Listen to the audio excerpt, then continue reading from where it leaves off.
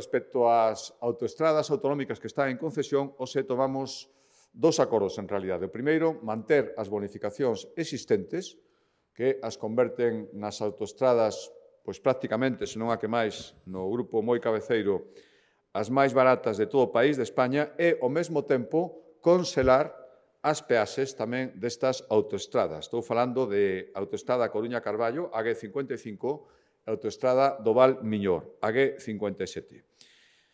En total son casi 30.000 usuarios diarios que pagarán o mesmo que viñan pagando a toda agora, é dicir, o IPC é asumido polas arcas autonómicas, queda congelado e a tarifa será a mesma que viñan pagando a toda agora, non haberá suba ningunha nas autoestradas autonómicas a partir do 1 de xaneiro.